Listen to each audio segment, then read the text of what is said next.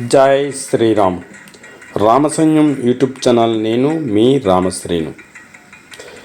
మన హైందవ ధర్మాన్ని, సనాతన ధర్మాన్ని ఎక్కడో ఒక చోట ఏదో ఒక గ్రామము కాకుండా యావత్ భారతదేశమే ఒకరి బాధ్యత కాకుండా అందరూ బాధ్యతగా దీని ధర్మాన్ని ముందుకు తీసుకెళ్లాల్సిన ఆవశ్యకత ఉన్నది.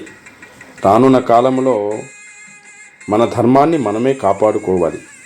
హిందూ జనసామాన్యంలో ధర్మమును, దైవభక్తిని నేటికి నిలబెట్టుకున్న రామాయణ భారతాలను, వ్యాస మహర్షి రచించిన అష్టాదశ పురాణాలు, వాటికి ఉపపురాణాలు, సూతమహాముని భారతదేశంలోని హిమాలయ పర్వతాల నుండి తన యొక్క దక్షిణ భారతదేశ యాత్ర భాగంగా బయలుదేరి నైమిసారణ్యంలో నివసిస్తున్న సౌనిక మహాముని ఆశ్రమను సందర్శించి వారి ఆతిథ్యమును స్వీకరించి అటు పిమ్మట వారి ఆధ్వర్యంలో అష్టాదశ పురాణాలు, వాటి ఉపపురాణాలు, ఇంకను ఉపనిషత్తులు సౌనిక మహాముని తదితర ఋషులకు వినిపించి తెలియజేసింది.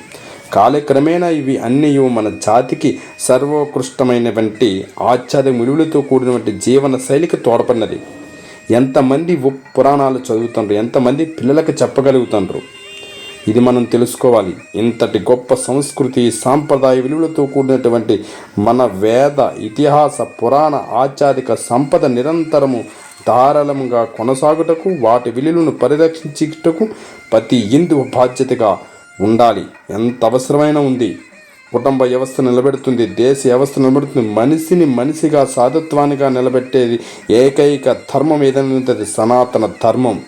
దీని కొరకు ప్రతి హైందవుడు హిందూ ధర్మము, శాస్త్రాలు, ఇతిహాసాలు, శృతులు, స్మృతులు, పురాణాలు ఇలా అన్నీ చిన్న వయసులోనే అధ్యయనం చేయవలసిన ఆవశ్యకత ఎంతైనా ఉంది. పిల్లలకి చెప్పే బాధ్యత మనపైన కూడా ఉంది. ప్రస్తుతం మన యువతి ప్రాచ్యాస పోకడకు అనుసరించుట, ఆచరించడం ద్వారా పెడమార్గం పడుతున్నారు. చెప్పలేకపోతున్నారు తల్లిదండ్రులు, పెద్దలు చెప్పలేకపోతున్నారు. దేవాలయం పరంగా జరిగే కార్యక్రమాలకి తల్లిదండ్రులు పిల్లల్ని దేవాలయానికి పంపించాలి, అక్కడ జరిగే కార్యక్రమాలు చూపించాలి. దీని కారణంగా పెద్దల అలసత్వం అవుతుంది. ధన వ్యామోహము, అంతులేని కోరికలో వీటితో పాటు పిల్లలను ధన సంపాదన యంత్రముగా మలచి వారి ఇష్టాయిష్టాలకు ప్రమేయం లేకుండా పుట్టిన దగ్గర నుండి సంతానాన్ని ధన సముపార్జనకే సర్వస్వముగా ఆ దిశ వైపు నడిపించడమే అని గట్టిగా చెప్పడమే నిజంగా అవుతుంది.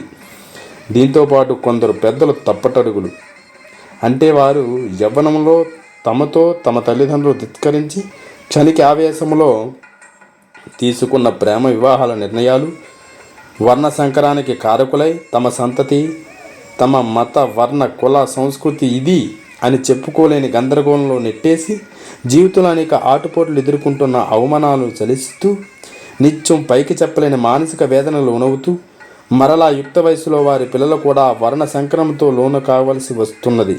ఎవరికైనా, ఏ జాతికైనా, ఏ ప్రాంతానికైనా వారి మతము, శాఖ, కులము ద్వారా తరతరాలకు సమాజంలో గుర్తింపు మనుగడ ఉన్నది. దీనికి భిన్నంగా ఉన్న వ్యక్తి జీవితం, వారి సంతాన భవిష్యత్తు ప్రశ్నార్థకం, ఆచారగురంగా అవుతుంది. ఒకవేళ కొందరు తాత్కాలికంగా ఆర్థిక బలంతో దీన్ని అధిగమించిన, తోసిపుచ్చినప్పటికీ ప్రయత్నించిన భవిష్యత్తులో వారి వ్యక్తిగత కుటుంబ జీవితంలో పాటు సమాజంపై కూడా దుష్ప్రభావం పడుతుంది.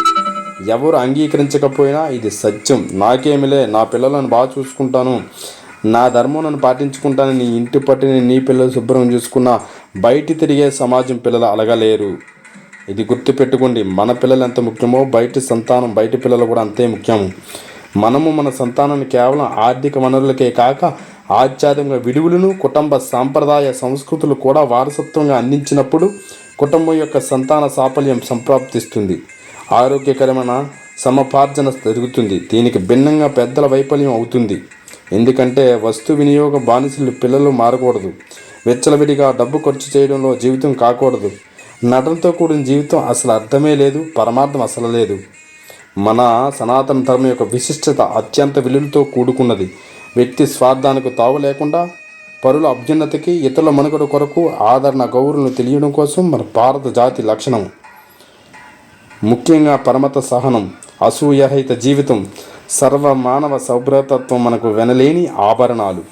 అందుకే హైందవుడు ఎప్పుడు తన దైవచింతనలో కోరుకునేది సర్వే జనా సుఖినో భవంతు అనగా సమస్త మానవాళి సుఖంగా ఉండాలని భగవంతుని ప్రార్థించే ఏకైక జాతి మన భారత జాతి, మన సంతతి.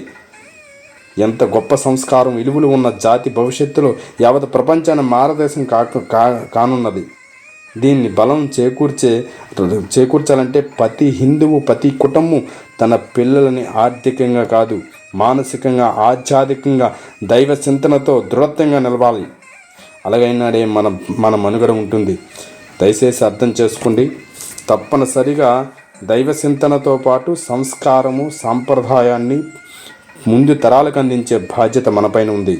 కావున ప్రతి ఒక్కరూ ఇందులో భాగస్వాములు అవ్వాలి. నాకేమని ఉంటే ఒక చీడపురుగు చాలండి, చెట్టు ఏరుని చీడపురుగు చేరితే చెట్టు మొత్తం నాశనం అవుతుంది.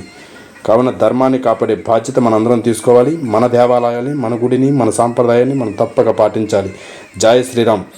మా ఈ వీడియో నచ్చితే లైక్ కొట్టి కామెంట్ పెట్టండి. మీ కామెంట్ జై శ్రీరామ్ అని తెలియజేయండి. జై శ్రీరామ్.